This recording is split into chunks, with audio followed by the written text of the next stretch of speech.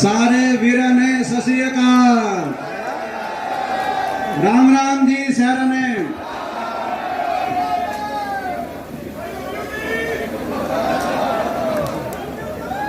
Love you too. क्या बात है। हमारे बीच में हमारे नेता, देश की किसान की आवाज, हरियाणा के यशस्वी पूर्व मुख्यमंत्री नहीं, अभूतपूर्व मुख्यमंत्री आदरणीय चौधरी भूपेंद्र सिंह हुड्डा जी, हमारे हरियाणा प्रदेश कांग्रेस कमेटी के लोकप्रिय अध्यक्ष, जिनकी अगुवाई में दिन प्रतिदिन पिछले एक वर्ष में कांग्रेस पार्टी हरियाणा में हर रोज मजबूती की तरफ बढ़ रही है। एक वर्ष के अंदर 35 से ज्यादा पूर्व विधायक, पूर्व मंत्री अलग अलग पार्टियों से, खासतौर पे भाजपा, इनेलो, जजपा छोड़कर कांग्रेस पार्टी की में शामिल जिनकी अगुवाई में हुए हैं, हमारे आदरणीय चौधरी उदयभान जी, सम्मानित मंच, सबसे पहले मैं आज इस जन संसद में, ये जन संसद है, मैं पत्रकारों को कहना चाहता हूं, इस जन संसद में मैं आज वो करना चाहता हूं जो मैं देश की संसद में नहीं कर पाया। देश की संसद में 750 किसान और मजदूर जो इस देश की अहंकारी सरकार के सामने अपने हकों की लड़ाई लड़ रहे थे, लाखों की संख्या में किसान मजदूर गए बॉर्डरों पे, लेकिन 750 बॉर्डर से लौट के नहीं आए। उनको श्रद्धांजलि देना चाहते थे हम। देश की संसद में हमने बहुत लड़ाई लड़ी, मगर इस सरकार का दिल नहीं पसीजा, दया का भाव इस सरकार के दिल में नहीं आया। ये कह सकते थे इनकी मांग नहीं मानते, लेकिन कम से कम सहानुभूति हम प्रकट करते हैं जो लौट के घर नहीं आया, जिसका घर उजड़ गया, मगर संसद में नहीं कर पाए। तो क्या है, आज रोक के दिखाएं। मैं भाजपा को चुनौती देता हूं, दिल्ली और चंडीगढ़ की सरकार को चुनौती देता हूं। संसद में नहीं किया, लेकिन आज जन संसद में मैं आप सबसे आग्रह करता हूं, एक बार खड़ा होकर मौन रख के, आप सब खड़े होकर मौन रख के हम अपने 750 किसान और मजदूर भाइयों को श्रद्धांजलि देंगे। मैं आप सबसे आग्रह करता हूं।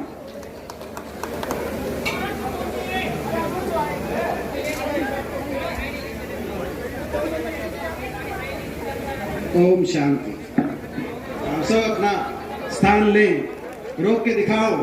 मोदी जी, मोदी सरकार, खट्टर सरकार रोक के दिखाए, हमारे दिलों की भावना को रोक के दिखाए।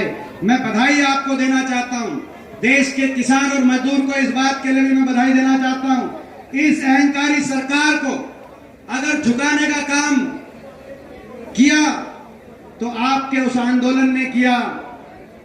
वो देश की संसद है जहां मैं हरियाणा का एकमात्र विपक्ष के सांसद के रूप में देश की संसद में जब किसान आंदोलन चल रहा था तो अंदर जाके लड़ाई लड़ते थे, और पूरी भाजपा अलग अलग ताने कसती थी, मजाक उड़ाती थी। कोई कहता था देशद्रोही, कोई कहता था उपद्रवी, कोई खालिस्तानी, कोई आतंकवादी बताता था। हम न्याय की जब लड़ाई लड़ते थे तो क्या क्या नहीं सुना होगा। बहुत अकेलापन महसूस वहां पे किया मैंने, मगर आज मैं कहना चाहता हूं कि मैं अकेला नहीं हूं। आप सबका आशीर्वाद हमारे साथ है, मैं इनको बताना चाहता हूं। लेकिन मैं बधाई देता हूं वो देश की संसद जहां वो तिरस्कार हुआ किसान का। आप जीते, आंदोलन जीता, 3 कानून वापस लेने पड़े प्रधानमंत्री जी को देश के सामने आकर। और उसी देश की संसद में जब आंदोलन के जीत के बाद मैं जाता था तो जो भाजपा के सांसद मजाक उड़ाते थे, वही कहते थे कि आपकी जीत हुई, आप ठीक थे और हम गलत थे, और मेरा सीना चौड़ा हो जाता था। वो आपकी संघर्ष की देन थी। ऐसा आंदोलन मैं नमन करता हूं। देश के 75 साल के इतिहास में इससे बड़ा आंदोलन किसी वर्ग को नहीं करना पड़ा। मगर एक और रिकॉर्ड स्थापित हुआ 75 साल में। आंदोलन भी सबसे बड़ा था, मगर सरकार का अहंकार भी सबसे क्रूर था, क्रूर अहंकार। ऐसा अहंकार किसी सरकार ने नहीं दिखाया होगा देशवासियों के प्रति। अपमान पे अपमान, तिरस्कार पे तिरस्कार। इसीलिए आज हम ये संकल्प ले रहे हैं श्रद्धांजलि करते देते हुए कि उस अहंकार को तोड़ेंगे, वोट की चोट से तोड़ेंगे। इनके घमंड को हम आने वाले समय में, हरियाणा की धरती, हरियाणा से देश का फैसला होता है। महाभारत से लेकर पानीपत की युद्ध तक हरियाणा देश को दिशा देता है। हरियाणा की इस धरती पे इनका अहंकार, भारतीय जनता पार्टी का अहंकार टूटेगा। आज हम ये संकल्प ले रहे हैं और मैं आपको बधाई देना चाहता हूं, धन्यवाद करना चाहता हूं, क्योंकि हम इनसे लड़ रहे हैं, खाली हाथ लड़ रहे हैं। इनके पास दिल्ली में भी सरकार है, चंडीगढ़ में भी सरकार है, इनके पास सत्ता बल है, इनके पास धन दौलत और असीम धन बल है, इनके पास गोदी मीडिया बल भी है, इनके पास तंत्र बल भी है, सारी देश की जांच एजेंसियों का बल भी है, साजिश और षड्यंत्र बल भी है।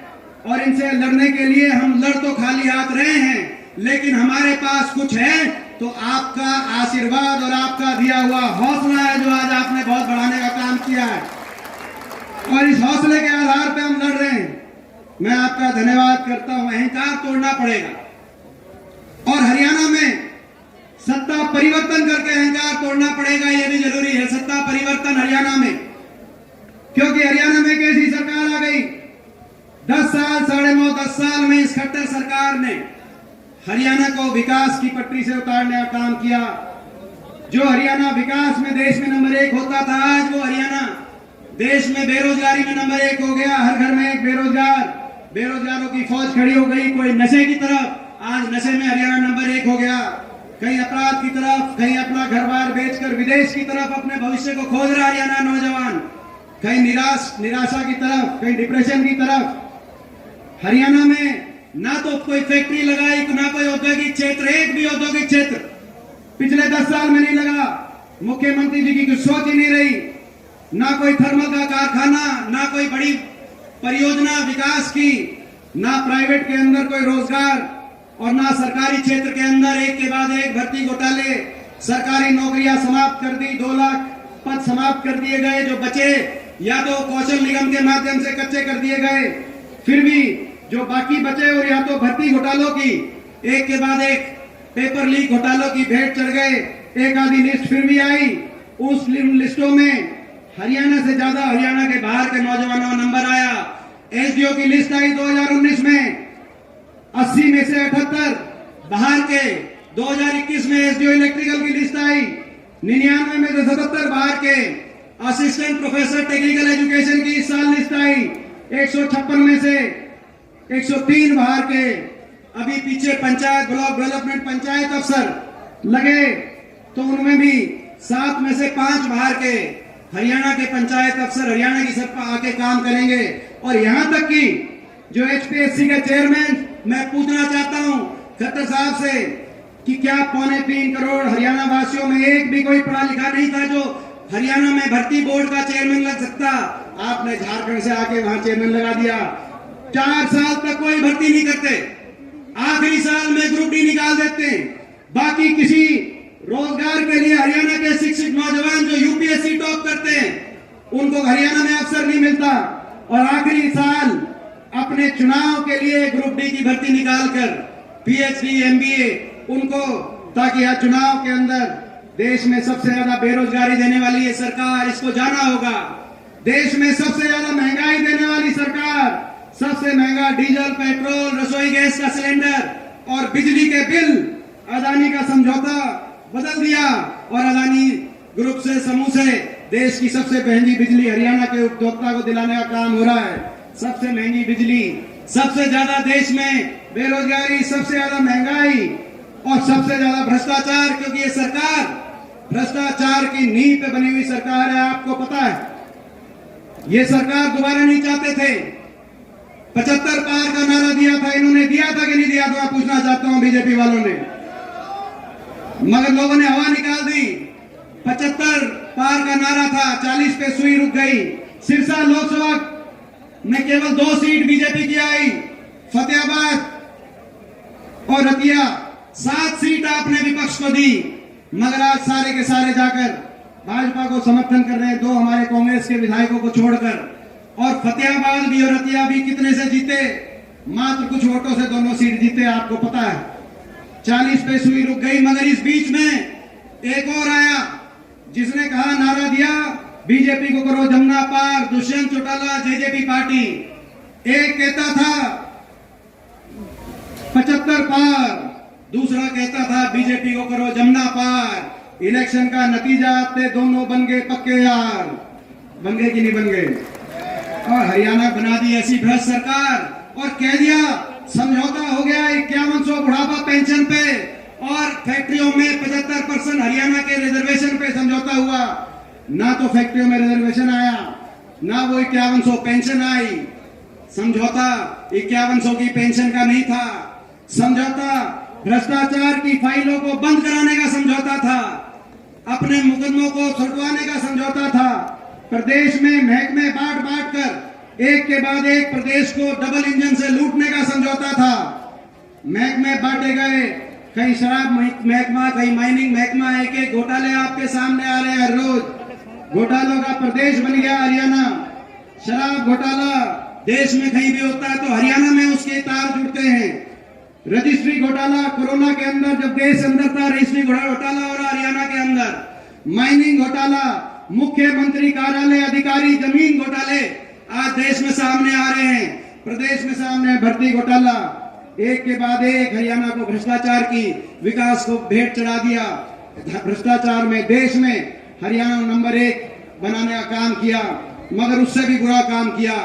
विश्वासघात, बहुत बड़ा विश्वासघात किया इन्होंने। जमुना पार के नाम पे वोट ली, मगर जाके समर्थन दे दिया दुष्यंत चौटाला ने, जेजेपी पार्टी ने। मैं एक बात आपको बताना चाहता हूं, आपने भी सुना होगा, और उस बात को समझना, गहराई से अपने दिल तक रखना। मैं शेर और शायरी जानता नहीं, मगर मैं एक बात अपने मन से कह रहा हूं, उसको दिल तक रखना। किसान मजदूर नहीं आ रहा दुश्मन के वारों से। किसान मजदूर कभी नहीं आ रहा दुश्मन के वारों से। किसान मजदूर तो हारा अपने गद्दारों से। इस बात को दिल में रखना, इस बात को आप दिल से समझना जो मैं कह रहा हूं। मगर मैं कहना चाहता हूं, विश्वासघात किया दुष्यंत चौटाला जेजेपी ने, एक बार नहीं कई बार किया। पहला विश्वासघात अपने मतदाता के साथ किया जमुना पार का नारा देके, फिर बड़े बुजुर्ग के साथ किया 5100 का नारा देकर, फिर किसान के साथ किया, किसान आंदोलन में खिलाड़ियों के साथ किया, महिलाओं के साथ किया। विश्वासघात तो किया, लेकिन विश्वासघात करने में 5 घंटे लगाए। आपको याद होगा जब नतीजा आया 2019 में, तो दुष्यंत उचाना से जीते। उचाना के लोगों से पूछा क्या करना चाहिए, उचाना के लोगों ने उस दिन कहा कि कुछ भी करना, बीजेपी को समर्थन मत देना, बीजेपी को करो जमुना ना पार के नारे पे ये वोट पड़ी हैं। मगर इन्होंने कहा कि ठीक है, ऐसा करते हैं, जो 5100 की पेंशन देगा उसका समर्थन करेंगे। उचाना से गाड़ी चली थी, जींद तक, रोहतक तक, बहादुरगढ़ तक, टिकरी बॉर्डर तक गाड़ी ठीक रास्ते पे थी। मगर दिल्ली के अंदर गाड़ी जैसे घुसी, दिल्ली के टेढ़ी मेढ़ी सड़कों पे घूम घूम के गाड़ी बीजेपी के कार्यालय के आगे पहुंच गई, और वहां समर्थन पत्र ने बीजेपी को दे दिया। हम क्या करें, लेकिन इसने तो 5 घंटे लगाए। मैं एक बात कहना चाहता हूं, जो दूसरी पार्टी है इनेलो पार्टी, इनने तो 5 घंटे लगाए, लेकिन वो 5 मिनट भी नहीं लगाते बीजेपी को समर्थन देने। ये भी आज आपको पहचानने की जरूरत है। मैं ठीक कह रहा हूं तो एक बार हाथ उठा करके बताओ मैं ठीक कह रहा हूं। 5 मिनट नहीं लगाते। ये वही पार्टी है। आज सोचना चाहिए अभय सिंह को, क्या कारण है 2014 में इनकी 20 सीट आई थी, कांग्रेस की 17 सीट थी।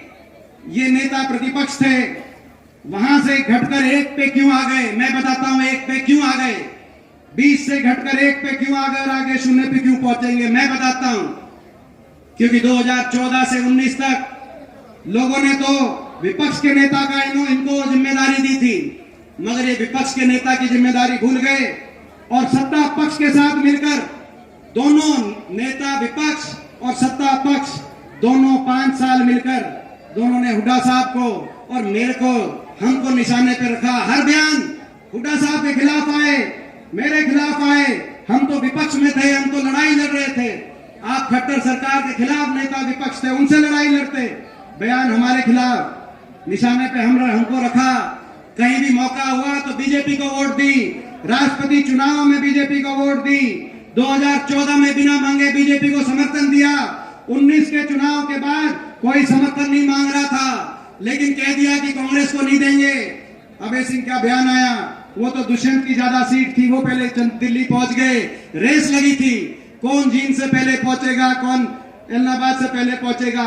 दुष्यंत चौटाला पहले 10 से अपने एमएलए लेके पहुंच गए। रेस इस बार भी लगेगी, रेस इस बार भी लगेगी।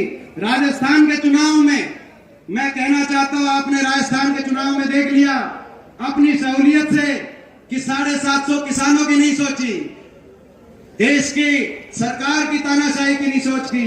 9 सीट पे गए, वहां पर बीजेपी का समर्थन किया कि नहीं किया, मैं आपसे पूछना चाहता हूं। राजस्थान में जाके जहां मौका मिला वहां बीजेपी का समर्थन किया। हमारे भी कुछ रिश्तेदार हो सकते हैं किसी और पार्टी में, लेकिन किसान की बात आएगी तो लड़ाई ईमानदारी से लड़नी पड़ेगी। मौका मिलता है तो ये बीजेपी का समर्थन करते हैं। मैं आपको आज ये भी एक चेतावनी देने आया हूं, इनका एक समझौता और हो गया है बीजेपी के साथ। जो जेजेपी का समझौता था वो एक और समझौता हो गया, भ्रष्टाचार का जो समझौता तोड़ने का भी समझौता हो गया है। ये मेरी बात आप एक और मेरी बात को समझ के अपने दिल में रखना। समझौता तोड़ेंगे बीजेपी के इशारे पे, आपके बीच में आएंगे। कांग्रेस की वोट में कौन ज्यादा सेंध मारेगा, अभय सिंह ज्यादा मारेंगे या दुष्यंत चौटाला ज्यादा मारेंगे, इस बात की बीजेपी के इशारे से, उनके इशारों पर इस तरह की राजनीति हरियाणा में करने का काम करेंगे। चक्रव्यूह रचा जाएगा, चक्रव्यूह रचा जाएगा।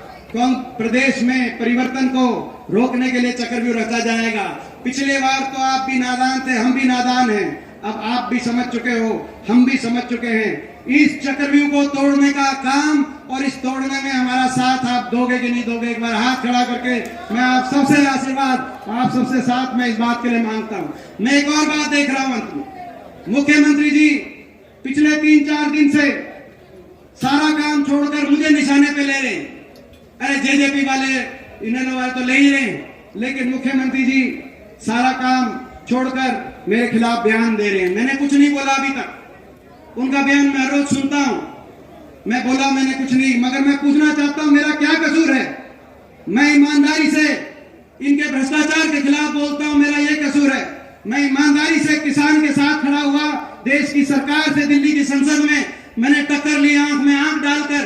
जिस सरकार के सामने ये लोग दब जाते हैं, क्या मेरा ये कसूर है? हमारी बेटियों को जब दिल्ली की सड़कों पे घसीटा गया, हमारी खिलाड़ी बेटियों को उनके साथ दिया, क्या मेरा ये कसूर है? अगर किसी वर्ग के साथ अन्याय हुआ और उसके साथ लड़ना कसूर है तो मैं कसूरवार हूं और मैं अपनी ये लड़ाई जारी रखूंगा। मैं किसी से ना झुकूंगा, ना मैं किसी से रुकूंगा।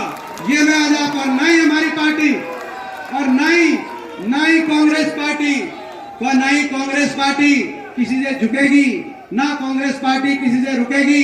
हरियाणा के कोने कोने में से एक ही आवाज आ रही है, जिस भी कोने में हरियाणा में हम जा रहे हैं वो एक ही बात आ रही है, बीजेपी जेजेपी की खट्टर सरकार जा रही है और कांग्रेस पार्टी की चौधरी भूपेंद्र सिंह हुड्डा जी और उदयभान जी के नेतृत्व में कांग्रेस पार्टी की सरकार आ रही है। और सिरसा से हम चुनौती देते हैं। सिरसा में पिछली बार 9 में से केवल 2 सीट आई थी बीजेपी की, 7 सीट आपने 75 पार को यहां से शिकस्त दे दी थी। इस बार वो 2 सीट भी फतेहाबाद और हतिया की 2 सीट इसलिए आई थी, दोनों जगह विपक्ष का जो वोट था वो बटा हुआ था। आज प्रहलाद सिंह गीला खेड़ा जी भी यहीं बैठे हैं, वीरेंद्र सिवाज जी यहीं बैठे हैं और प्रतिया से भी सारे बैठे हैं। अब मैं इनको चुनौती देना चाहता हूं, 9 में से आपकी 2 आई थी, आप जोर लगा लेना, 9 में से 1 भी सीट सिरसा लोकसभा में। धन्यवाद देता हूं अध्यक्ष जी का, चौधरी उदयभान जी का। इस रैली का मुझे आपने कन्वीनर बनाने का, संयोजक बनाने का जो काम किया, मैं आपका धन्यवाद करता हूं।